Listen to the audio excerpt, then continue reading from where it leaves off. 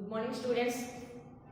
మరి మనం లాస్ట్ క్లాస్లో పొలిటికల్ సైన్స్కి సంబంధించి స్కోప్ ఆఫ్ పొలిటికల్ సైన్స్ సంబంధించి 2 సైడ్ హెడ్డింగ్స్ ఎక్స్ప్లెయిన్ చేసుకున్నామండి.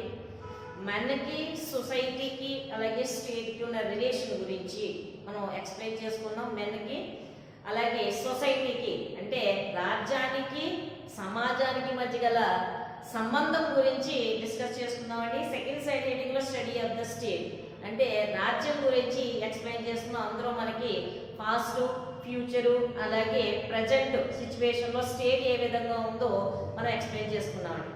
మరి ఈరోజు థర్డ్ సైడ్ హెడ్డింగ్ గురించి ఒకసారి చూడండి. Study of the government.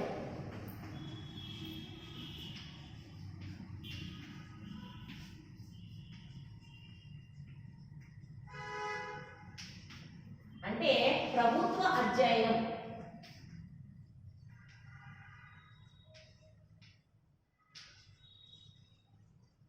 అంటే ఇక్కడ రాజనీతి శాస్త్రం అనేది మనకి మెయిన్లీ దేని గురించి స్టడీ చేస్తుందంటే గవర్నమెంట్ గురించి స్టడీ చేస్తుందండి. అంటే పొలిటికల్ సైన్స్ అనేది దేని గురించి స్టడీ చేస్తుందండి? గవర్నమెంట్ గురించి స్టడీ చేస్తుందని కొంతమంది పొలిటికల్ సైంటిస్ట్స్ చెప్పారండి. ఫర్ ఎగ్జాంపుల్ మనకి స్టీఫెన్ లీకాక్, బ్లండ్షీలి అలాగే రిచార్డ్ వంటి పొలిటికల్ సైన్సెస్ ఏమన్నారంటే మనకి ఏదైతే పొలిటికల్ సైన్స్ ఉన్నదో అది గవర్నమెంట్ గురించి ప్రభుత్వం గురించి అధ్యయనం చేసే శాస్త్రంగా మనకి చెప్పుకోవచ్చు అని చెప్తున్నారండి. మరి ఎందుకు మనకి గవర్నమెంట్ మనకి స్టేట్కి ఉన్న రిలేషన్ ఏంటి, అసలు ఎందుకు మనకి ప్రభుత్వం గురించి మెయిన్లీ ఇది స్టడీ చేస్తుందో ఒకసారి చూద్దామండి. మనకి స్టేట్ చూసినట్లయితే స్టేట్ అంటే రాజ్యం, ఇది గవర్నమెంట్ అంటే ప్రభుత్వం అండి. మరి మనకి పొలిటికల్ సైన్స్ అనేది గవర్నమెంట్ గురించి అధ్యయనం చేస్తుంది లేదా స్టడీ చేస్తుందండి. ఎందుకంటే government is the agency of the state అన్నాడండి.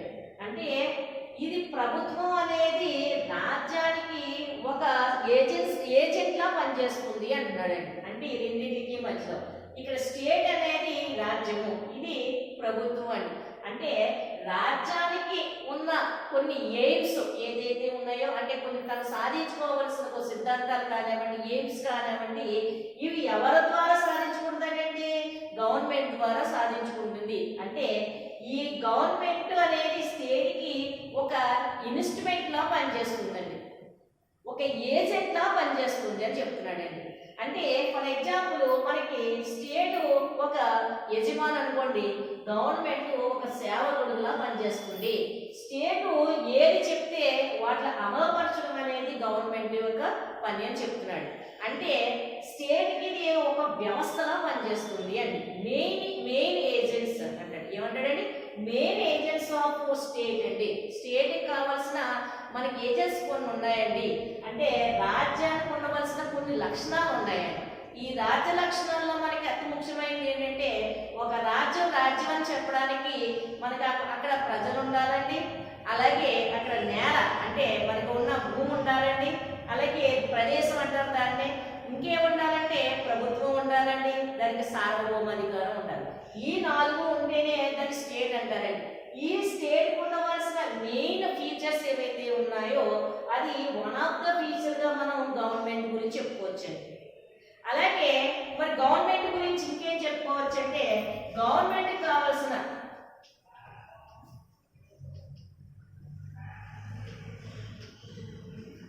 మరి గవర్నమెంట్ అంటే ఏంటి మీనింగ్, అలాగే ఫార్మ్స్ అంటే రకాలు, ఫంక్షన్స్, అలాగే దీని యొక్క నేచర్, అలాగే దీనికి సంబంధించి నేచర్ గురించి, అలాగే స్ట్రక్చర్ అంటే దీని యొక్క నిర్మాణం గురించి. ఇక్కడ చూడండి, ఇక్కడ ప్రభుత్వం అండి. ఇక్కడ రాజకీయ శాస్త్రం అనేది దేని గురించి అధ్యయనం చేస్తుందంటే ప్రభుత్వం అంటే ఏంటి, మీనింగ్, దీని యొక్క అర్థం ఏంటి, దీని యొక్క ఫార్మ్స్ రకాలు అంటే ఇందులో ఏమేమి ఉన్నాయి, గవర్నమెంట్ ఏ ఫార్మ్స్ ఉన్నాయి, ఫంక్షన్స్ ఏంటి, గవర్నమెంట్ చేసే ఫంక్షన్ ఏంటి, దాని యొక్క విధులు ఏంటి, అలాగే దాని యొక్క నేచర్, గవర్నమెంట్ యొక్క స్వభావం ఎలా ఉంటుంది, దాని యొక్క స్ట్రక్చర్, దాని యొక్క నిర్మాణం ఎలా ఉంటుంది, ఇలా అన్ని విషయాల గురించి గవర్నమెంట్కి సంబంధించిన అన్ని విషయాల గురించి రాజకీయ శాస్త్రం అనేది అధ్యయనం చేస్తుందని చెప్పుకోవచ్చండి. అంటే గవర్నమెంట్కి సంబంధించిన అన్ని రకాల గురించి కూడా రాజకీయ శాస్త్రం అనేది మెయిన్లీ మనకి స్టడీ చేస్తుందని చెప్పుకోవచ్చు. ఇంకా మనకి గవర్నమెంట్లో 3 ఏజెన్సీస్ ఉంటాయండి, ఆర్గన్స్ ఉంటాయండి 3. ఇందులో మనకి ఇప్పుడు గవర్నమెంట్లో మనకి 3 ఆర్గన్స్ ఉంటాయండి.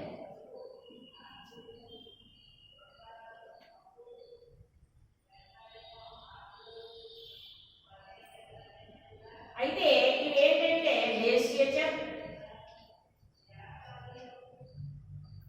రెండోది ఎగ్జిక్యూటివ్, మూడోది జ్యుడిషియల్.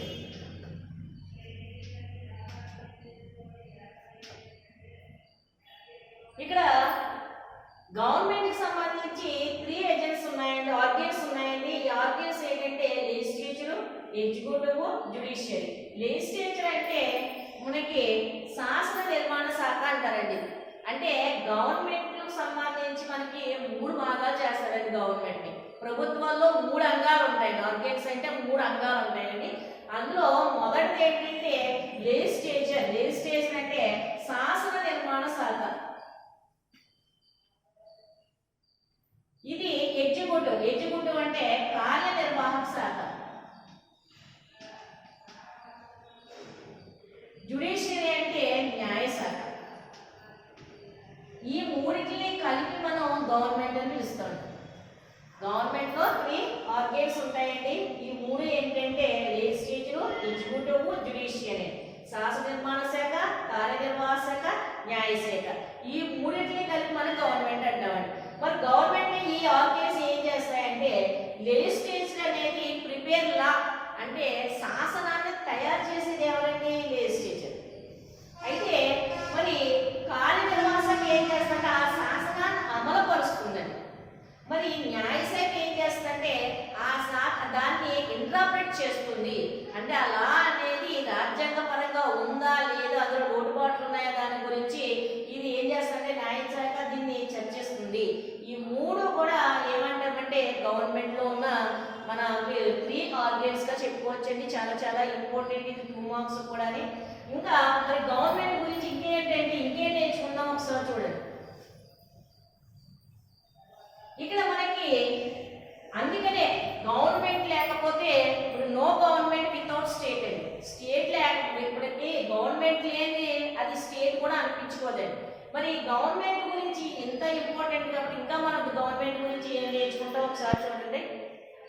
గవర్నమెంట్ లో మనకి టైప్స్ అంటే అరిస్టాటిల్ కానివ్వండి, లేదంటే కొంతమంది మనకి లింకాత్ మనోడు ఏం చేశారంటే వీళ్ళకి గవర్నమెంట్ లో టైప్స్ ఉంటాయని చెప్పారండి. అంటే పార్లమెంటరీ టైప్ ఆఫ్ గవర్నమెంట్ కానివ్వండి, లేకపోతే ప్రెసిడెన్షియల్ ఫార్మ్ ఆఫ్ గవర్నమెంట్ కానివ్వండి, ఇలా మనకి గవర్నమెంట్స్ లో ఉన్న టైప్స్ ఏంటి అంటే క్లాసిఫికేషన్ ఆఫ్ ద గవర్నమెంట్ ఏమని పిలుస్తారంటే ఇక్కడ క్లాసిఫికేషన్ ఏంటి?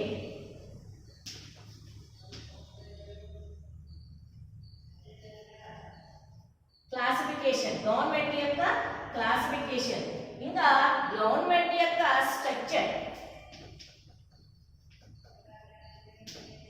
అలాగే మనకి గవర్నమెంట్ సంబంధించి merits and demerits.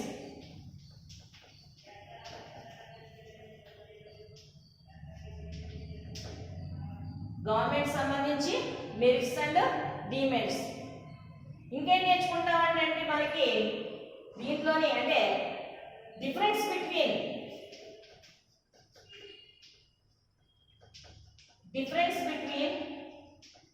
State and government.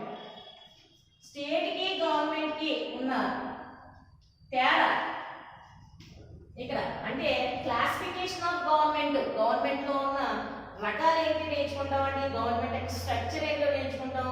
అలాగే గవర్నమెంట్ లో మనకి మెరిట్స్ అండ్ డిమెరిట్స్ అంటే గవర్నమెంట్ ఉంటే మన మెరిట్స్ డిమెరిట్స్ ఏంటి ఎలా ఉంటాయో తెలుసుకుంటామండి. డిఫరెన్స్ బిట్వీన్ స్టేట్ కి గవర్నమెంట్ కి ఉన్న మనకి భేదాలు కూడా మనకి ఉంటాం. సో మనకి గవర్నమెంట్ కి సంబంధించి ఇంత ఎక్కువగా మనకి పొలిటికల్ సైన్స్ స్టడీ చేస్తుంది కాబట్టి దీన్ని ఏమని పిలుస్తామంటే మనకి పొలిటికల్ సైన్స్ ని మనం ఏమనంటే స్టడీ ఆఫ్ గవర్నమెంట్ అని కూడా పిలుస్తూ ఉంటామండి. అంటే పొలిటికల్ సైన్స్ ఆఫ్ గవర్నమెంట్ అని కూడా పిలుస్తాం. అందుకని ఏమని పిలుస్తాం దీన్ని? Science of government. దీన్ని పొలిటికల్ సైన్స్ అండి, సైన్స్ ఆఫ్ గవర్నమెంట్. అంటే మనకి పొలిటికల్ సైన్స్ సంబంధించి మనకి గవర్నమెంట్ గురించి సంబంధించిన అన్నిటినీ కూడా మనకి ఎక్స్ప్లెయిన్ చేస్తుందండి, స్టడీ చేస్తుంది కాబట్టి దీన్ని ఏమని పిలుస్తాం మనం? సైన్స్ ఆఫ్ గవర్నమెంట్ అని అంటామండి. అంటే గవర్నమెంట్ కి సంబంధించిన అయ్యే క్లాసిఫికేషన్స్ ఏంటి, స్ట్రక్చర్ ఏంటి, అలాగే దాని యొక్క ఫార్మ్స్ ఏంటి, దాంట్లో మెరిట్స్ ఏంటి, డిమెరిట్స్ ఏంటి, డిఫరెన్సెస్ ఏంటి, గవర్నమెంట్ యొక్క ఆబ్జెక్ట్స్ ఎలా ఉంటాయి, ఇలా గవర్నమెంట్ కి సంబంధించిన అన్ని విధాలుగానే మనం ఏంటంటే స్టడీ చేస్తుందండి పొలిటికల్ సైన్స్. నెక్స్ట్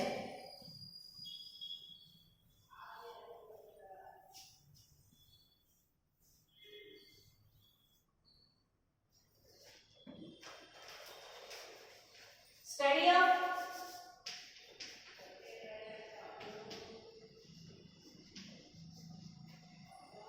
association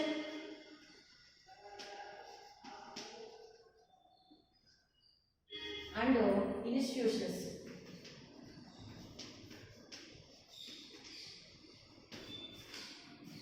అంటే సంఘాలు అలాగే సంస్థల యొక్క అధ్యయనం. సంఘాలు మరియు సంస్థల అధ్యయనం.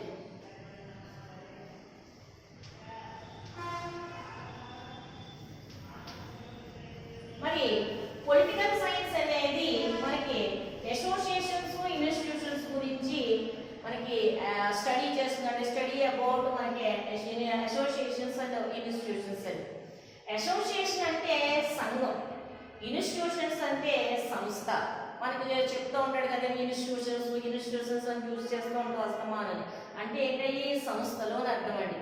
మరి ఈ సంఘాలు అంటే ఏంటి, సంస్థలు అంటే ఏంటో ఎలా వీటిని దేని గురించి మనకి పొలిటికల్ సైన్స్ అనేది స్టడీ చేస్తుందో ఒకసారి చూద్దామండి. ఫస్ట్ మనకి సంబంధించి పొలిటికల్ సైన్స్.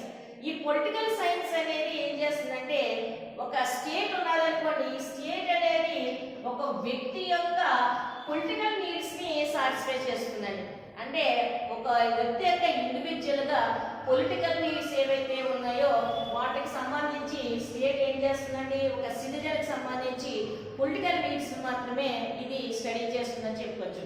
మరి ఈ అసోసియేషన్స్, ఇన్స్టిట్యూషన్స్ ఏం చేస్తాయండి? ఇన్స్టిట్యూషన్స్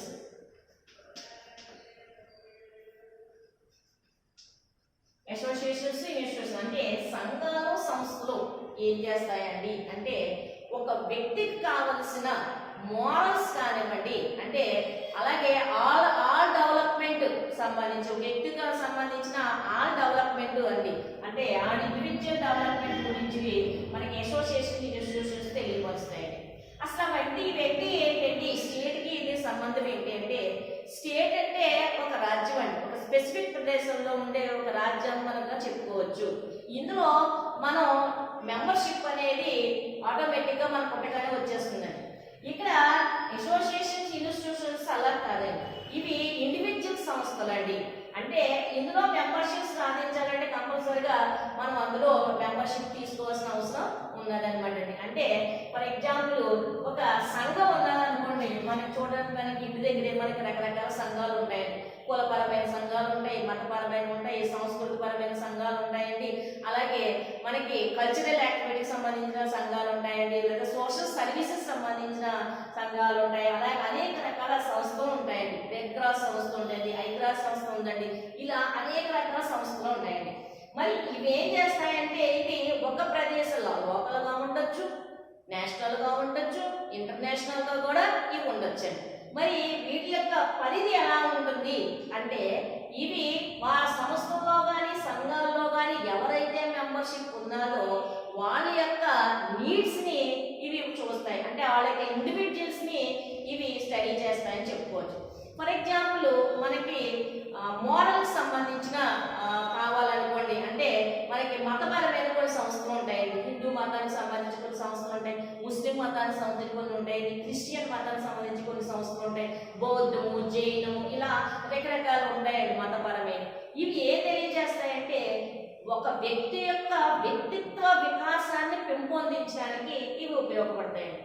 అంటే నువ్వు ఏ పని చేయకూడదు, ఏ పని చేయాలి, లేదా నీకు నిజాయితీగా ఉండడం గురించి కానీ, లేదా ఒక వ్యక్తిగా నువ్వు ఇతరులకు ఎలా ఉపకారం చేయాలి దాని గురించి, లేకపోతే నీ మోరల్స్ గురించి ఇవి చెప్తాయి, నీతి నిజాయితీల గురించి చెప్తాయండి.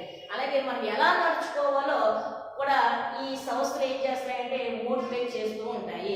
ఒక వ్యక్తిత్వ వికాసాన్ని, ఒక వ్యక్తి వ్యక్తిత్వ వికాసాన్ని పెంపొందించడానికి మనకి అసోసియేషన్స్, ఇన్స్టిట్యూషన్స్ ఉపయోగపడతాయని చెప్పవచ్చు. మరి వీటి యొక్క పరిధి ఎలా ఉంటుందంటే వీటికి శాశ్వతమైన పరిధి ఉండవండి. కొన్ని సంస్థలు మనకి లోకల్గా ఉండొచ్చు, కొన్ని నేషనల్గా ఉండొచ్చు, కొన్ని ఇంటర్నేషనల్గా ఉండొచ్చు. వీటికి పరిధి అంటూ ఏమీ లేదండి. ఫర్ ఎగ్జాంపుల్ మనకి రెడ్ క్రాస్ అనే సంస్థ ఉందనుకోండి, అది ప్రపంచవ్యాప్తంగా విస్తరించే సంస్థ. అది ఏం చేస్తుంది, ఎవరికైతే సైనికులు గట ఎవరైనా యుద్ధంలో గాయపడినా లేదా ఏదైనా విపత్తులు వచ్చి గాయపడినా వాళ్ళకి సేవ చేస్తుంది. అలాగే ప్రజల నుంచి కూడా కొంత అమౌంట్ ఉందని సేకరించడం కూడా మనం సేకరించి ఇవ్వడం కూడా జరుగుతుంటుంది రెడ్ క్రాస్ సంస్థకి. ఇవన్నీ కూడా సోషల్ సర్వీస్ చేయడానికి ఏర్పడ్డ సంస్థలు. కాబట్టి వీటన్నిటి గురించి కూడా పొలిటికల్ సైన్స్ అనేది స్టడీ చేయడం జరుగుతుందండి. దేని గురించి అండి, అసోసియేషన్స్ గురించి, ఇన్స్టిట్యూషన్స్ గురించి కూడా ఇది స్టడీ చేస్తుంది.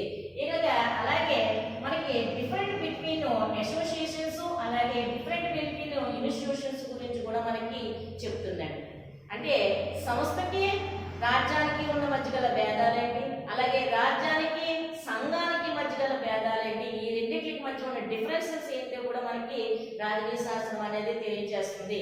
అలాగే ఈ అసోసియేషన్, ఇన్స్టిట్యూషన్స్ మెంబర్షిప్ అనేది ఎలా ఉంటుంది.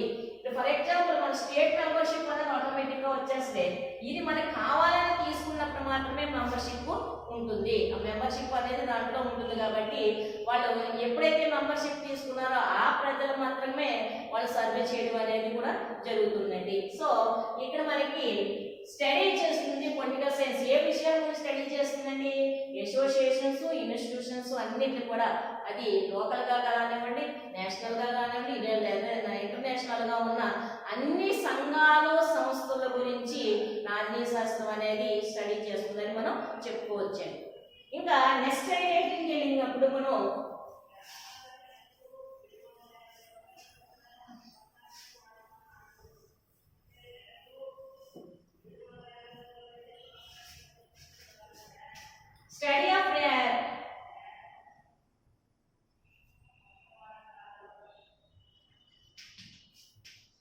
study of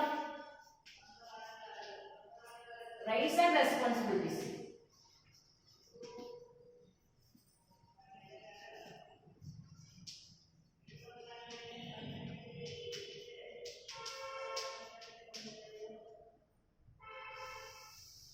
హక్కులు మరియు బాధ్యతల అధ్యయనం. హక్కులు మరియు బాధ్యతల అధ్యయనం అని చెప్పుకోవచ్చండి. మీకు నోట్స్ ఇస్తానండి, ప్రోగ్రామ్ ఏం లేదు దీనికి సంబంధించి. హక్కులు మరియు బాధ్యతల అధ్యయనం మనకి పొలిటికల్ సైన్స్ ఏం చేస్తుందంటే ఈ హక్కులు బాధ్యతలకు సంబంధించిన అధ్యయనం చేస్తుందని చెప్పుకోవచ్చు. ఇది మనకి వన్ ఆఫ్ ద లెసన్ అండి. మనకి హక్కులు సంబంధించి, రెస్పాన్సిబిలిటీస్, రైట్స్ సంబంధించి మనకి లెసన్లో మనం నేర్చుకుంటాం డీటెయిల్గా. అసలు రైట్స్ అంటే ఏంటి, అలాగే రెస్పాన్సిబిలిటీస్ అంటే ఏంటో చెప్తుందండి. అంటే ఒక వ్యక్తికి రైట్స్ యొక్క ఇంపార్టెన్స్ ఏంటి, అలాగే ఒక సిటిజన్కి వాళ్ళ యొక్క కాన్స్టిట్యూషన్ ఏ రైట్స్ అయితే ఇచ్చింది, అలాగే కాన్స్టిట్యూషన్ లో ఒక రాజ్యంలో ఉన్న కాన్స్టిట్యూషన్ ఏదైతే ఉందో, అంటే రాజ్యాంగం ఏదైతే ఉందో ఆ రాజ్యాంగం ఆ పౌరుడికి ఎటువంటి రైట్స్ అనేది కల్పించిందో తెలియజేస్తుందండి. ఫర్ ఎగ్జాంపుల్ రైట్స్ తీసుకున్నాం అనుకోండి, మనకి రైట్స్, ఈ రైట్స్ కి సంబంధించి దీనికి ఏం తెలియజేస్తుందండి అంటే ఫర్ ఎగ్జాంపుల్ ఏంటంటే రైట్స్, రైట్ టు లైఫ్,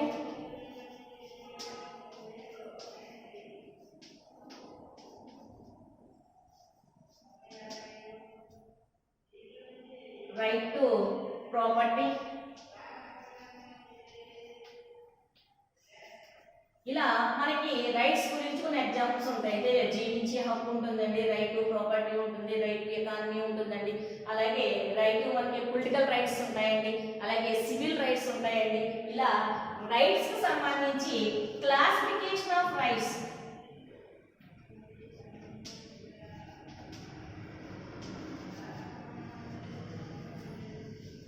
అంటే మనకి చాలా రైట్స్ అనేవి మనకి కాన్స్టిట్యూషన్ లో ఇవ్వడం జరిగిందండి. అవి సివిల్ రైట్స్ అంటే పౌర హక్కులు ఉంటాయి, అలాగే ఆర్థిక హక్కులు ఎకనామికల్ రైట్స్ ఉంటాయండి, ఆర్థిక హక్కులు ఉంటాయండి, అలాగే మనకి ఇంకేమంటే పొలిటికల్ కి సంబంధించి రైట్స్ ఉంటాయండి, రాజకీయపరమైన హక్కులు ఉంటాయండి. అయితే ఏ హక్కుల్ని వాళ్ళ రాజ్యాంగం మనకి పౌరులకు ప్రసాదించిందో చెప్తుందండి. అలాగే రైట్స్ లో ఉన్న క్లాసిఫికేషన్ ఏంటో చెప్తుందండి. అంటే ఎన్ని రకాలుగా మనం రైట్స్ ని డివైడ్ చేయడం జరిగింది, అందులో ఒక్కొక్క రైట్ లోని ఏమేమి రైట్స్ ఉంటాయో వాటి గురించి కూడా ఎక్స్ప్లెయిన్ చేయడం అనేది జరిగిందండి. ఇంకా మనకి రైట్స్ కి సంబంధించి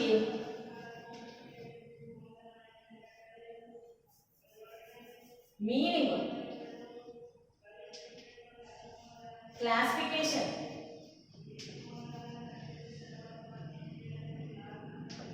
అలాగే సంబంధించి స్ట్రక్చర్, వీటికి సంబంధించి నేచర్, ఇలా రైట్స్ కి సంబంధించిన అన్ని విషయాల గురించి కూడా మనకి రాజనీతి శాస్త్రం అనేది ఎక్స్ప్లెయిన్ చేస్తుందండి. అంటే స్టడీ చేస్తుంది. అంటే రైట్స్ యొక్క కరెక్ట్ మీనింగ్ ఏంటి, దాని యొక్క క్లాసిఫికేషన్ అంటే దీని యొక్క రకాలు ఎలా ఉన్నాయి, రైట్స్ సంబంధించి స్ట్రక్చర్ ఏంటి, దాని యొక్క ఫార్మాట్ ఏంటి, అలాగే దాని యొక్క నేచర్ ఏంటి, రైట్స్ కి సంబంధించిన నేచర్ ఏంటి, ఇలా మనకి రైట్స్ సంబంధించిన అన్ని డీటెయిల్స్ కూడా ఇస్తూ ఉంటాయండి. అలాగే ఏ గవర్నమెంట్ ఎటువంటి రైట్స్ ని ప్రజలకి కల్పించిందో చెప్తుంది. డెమోక్రటిక్ కంట్రీస్ ఉంటే ప్రజాస్వామ్య దేశాలన్నీ కూడా ప్రజలకి ఎటువంటి రైట్స్ ని కల్పించింది కూడా మనకి వివరించడం జరుగుతుందండి రైట్స్ గురించి. ఇంకా రెస్పాన్సిబిలిటీస్ వచ్చినట్లయితే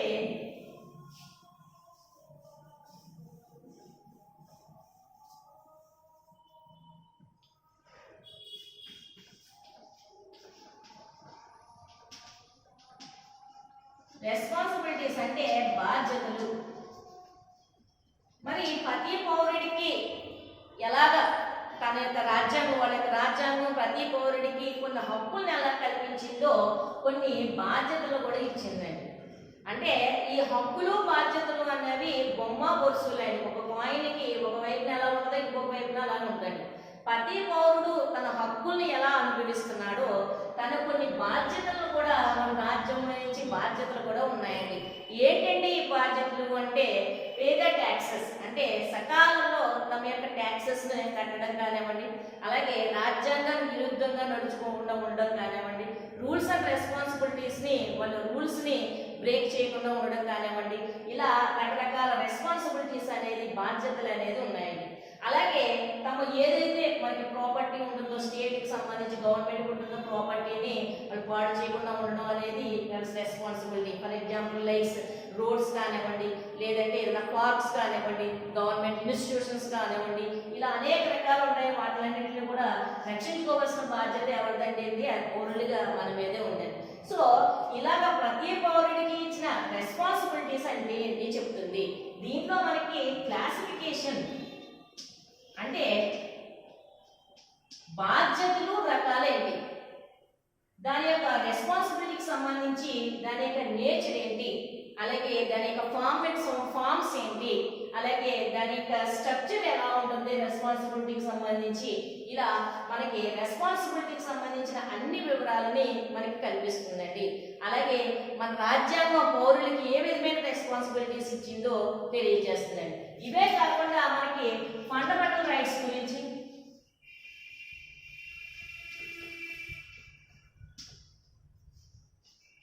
ఫండమెంటల్ రైట్స్ అంటే ప్రతి రాజ్యాంగం కూడా డెమోక్రటిక్ కంట్రీ కూడా ఏం చేస్తారంటే తమ రాజ్యాంగంలో కొన్ని ఫండమెంటల్ రైట్స్ ని అంటే కొన్ని ప్రాథమిక హక్కుల్ని కల్పించిందండి రాజ్యాంగం.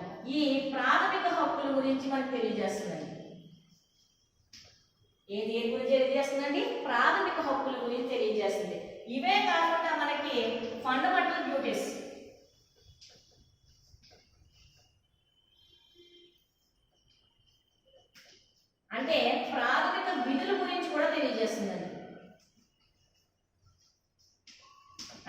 హక్కులు ఎలా కల్పించిందో రాజ్యాంగం విధులు కూడా మనకి ఇవ్వడం జరిగిందండి. హక్కుల గురించి అలాగే ఫండమెంటల్ డ్యూటీస్ గురించి మనకి ఏమి ఎక్స్ప్లెయిన్ చేస్తుందండి? పొలిటికల్ సైన్స్ ఎక్స్ప్లెయిన్ చేస్తుంది. అంటే ప్రతి ఒక్క సిటిజన్ కంపల్సరీగా కొన్ని హక్కులు కలిగి ఉంటాడండి. అలాగే కొన్ని విధులు కొన్ని బాధ్యతలు కూడా మనం నిర్వర్తించవలసి ఉంటుంది. కాబట్టి ఈ పౌరుడు పొందిన హక్కులు బాధ్యతలు ఈ రెండింటికి మనం ఎలా రెస్పాన్సిబిలిటీగా ఉండాలో తెలియజేస్తుంది. హక్కులు ఏ విధంగా అనుభవించాలి, అలాగే రెస్పాన్సిబిలిటీస్ ఏ విధంగా నిర్వర్తించాలో మనకి రాజనీతి శాస్త్రం అనేది మనకి ఏం చేస్తుందండి? ఎక్స్ప్లెయిన్ చేస్తుందండి.